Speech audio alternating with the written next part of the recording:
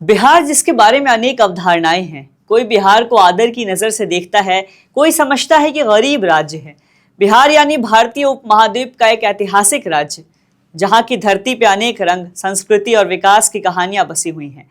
लेकिन क्या आपने कभी सोचा है कि आजादी के इतने साल बाद भी बिहार के अलग अलग जिलों के बीच आर्थिक असमानताएं कैसी है और क्यों है? आज हम जानेंगे बिहार के आर्थिक सर्वेक्षण यानी इकोनॉमिक सर्वे 2024-25 के बारे में, जिसमें समझने की कोशिश करते हैं कि बिहार में अमीरी और गरीबी का बंटवारा कैसे कैसे हो रहा है। नमस्कार, आप देख रहे हैं द हिंदी टॉप। खबर में आगे बढ़ने से पहले आप द हिंदी टॉप को सब्सक्राइब करके बेल आइकन दबाना ना भूलें, ताकि आप तक पहुंचे हर खबर सबसे पहले। बिहार के उप मुख्यमंत्री और वित्त मंत्री सम्राट चौधरी ने विधानमंडल के दोनों सदनों में 2024-25 का आर्थिक सर्वे पेश किया, जिसके बाद विधानसभा के जनसंपर्क अधिकारियों के साथ की गई प्रेस कॉन्फ्रेंस में वित्त मंत्री ने कहा कि केंद्रीय सहायता और मुख्यमंत्री नीतीश कुमार के कुशल नेतृत्व से इस राज्य ने यानी बिहार ने विकास दर को नई ऊंचाइयों के तहत हासिल कर लिया है। प्रभात खबर और बिहार के फाइनेंस डिपार्टमेंट के इकोनॉमिक डेटा के अनुसार पटना, जो कि बिहार की राजधानी है, वो न केवल राजनीतिक बल्कि आर्थिक दृष्टि से भी महत्वपूर्ण है। आर्थिक सर्वे 2024-25 के अनुसार पटना का नाम बिहार के सबसे अमीर जिलों के तौर पे गिना गया है। प्रभात खबर के डेटा के अनुसार, जो कि फाइनेंस डिपार्टमेंट बिहार की ओर से हासिल है, उसमें पटना का पर कैपिटा इनकम 1,21,396 बताया गया है। यह आंकड़ा बताता है कि पटना बिहार के बाकी जिलों के मुकाबले कितना ज्यादा आर्थिक रूप से संपन्न है। पटना में बढ़ते हुए व्यापारिक केंद्र, एजुकेशनल मॉड्यूल, मॉल और मेडिकल फैसिलिटीज हैं, जो कि इसकी अर्थव्यवस्था को मजबूती देते हैं। लेकिन क्या पटना की अमीरी सिर्फ शहर तक ही सीमित है या फिर इसका असर आसपास के जिलों पर भी पड़ता है? आइए इसको समझने की कोशिश करते हैं। अगर हम बात करें बिहार के दूसरे और तीसरे अमीर जिले की, तो वो हैं बेगूसराय और मुंगेर। बेगूसराय के पर कैपिटा इनकम की बात करें तो 49,064 रुपए और मुंगेर की प्रति व्यक्ति आय 46,795 रुपए बताई गई है।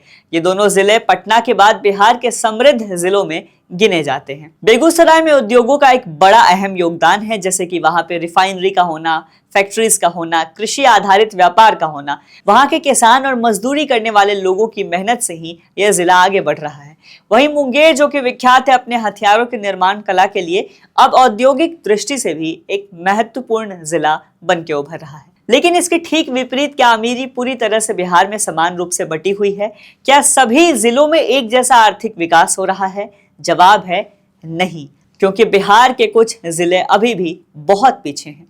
शिवहर को ही देख लीजिए, बिहार का सबसे गरीब जिला, जहां के प्रति व्यक्ति आय मात्र 26,000 रुपए के आसपास है। यह आंकड़ा दर्शाता है कि यहाँ के लोग अभी भी गरीबी रेखा के नीचे अपना जीवन यापन करने को मजबूर हैं। शिवहर का मुख्य आर्थिक स्रोत कृषि यानी एग्रीकल्चर है। यहाँ के लोग खेती, किसानी और ग्रामीण इलाकों से जुड़ी तमाम गतिविधियों को करने के लिए आए दिन अपना जीवन यापन करते हैं। बुनियादी सेवाओं से वंचित भी हैं शिवहर के लोग। इसी तरह अररिया या सीतामढ़ी जिले की बात करें तो वो भी गरीबी के लिहाज से चिंताजनक स्थिति में है। कई ऐसे गांव हैं जहां सड़कें नहीं हैं, इलाज के लिए दूसरे जिले में भी जाना पड़ता है, पढ़ाई के लिए भी मुश्किलें हैं, पानी और बिजली के संकट अभी भी टले नहीं हैं उन जिलों में।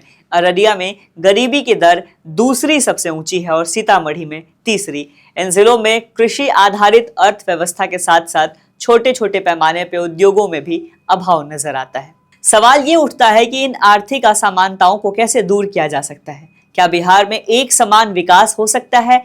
क्या पटना की समृद्धि से भी बाकी जिलों को फायदा मिलेगा? बिहार के इकोनॉमिक सर्वे 2024-25 के आंकड़े बताते हैं कि अगर बिहार के बाकी जिलों को भी बेहतर शिक्षा, स्वास्थ्य और रोजगार के अवसर मिले तो निश्चित रूप से राज्य की विकास दर में बढ़ोतरी देखी जा सकती है। सरकार की योजनाएं जैसे कि बिहार औद्योगिक नीति 2022 का उद्देश्य बिहार के दूर दराज के इलाकों को भी औद्योगिक और आर्थिक दृष्टि से मजबूत बनाना था। यहाँ तक कि राज्य सरकार ने गांवों तक सड़कें, बिजली और पानी की व्यवस्था बेहतर करने के लिए कई योजनाएं भी बनाई हैं। इसके साथ ही एग्रीकल्चर प्रोडक्ट्स के लिए बेहतर व्यवस्था, इंडस्ट्रियल एरिया और स्मार्ट सिटी प्रोजेक्ट्स के लिए कई अहम कदम भी उठाए जा रहे हैं, ताकि सभी जिलों को समान विकास के अवसर मिल सके और विकास की राह से, विकास की डोर से सभी जिलों को समान तरीके से जोड़ा जा सके। बिहार सरकार के दावों के अनुसार आर्थिक सर्वेक्षण के आंकड़े बताते हैं कि बिहार में प्रति व्यक्ति आय में सुधार हो रहा है, लेकिन ये सुधार काफी मंद हो रहे हैं। हालांकि सरकार की कोशिशें, ग्रामीण इलाकों में निवेश और सही नीतियां अगर लागू होती हैं तो ये उम्मीद जताई जा सकती है कि आने वाले समय में बिहार का हर जिला समृद्ध हो सकता है। बिहार के इकोनॉमिक सर्वे 2024-25 के जरिए हमें यह समझने में सुलझन हो सकती है कि बिहार के अमीर और गरीब जिले के बीच जो खाई है वो कितनी गहरी है, लेकिन ये भी दिखाता है कि अगर सही दिशा में प्रयास किए जाएं तो हर जिला एक नई ऊंचाई तक पहुंच सकता है।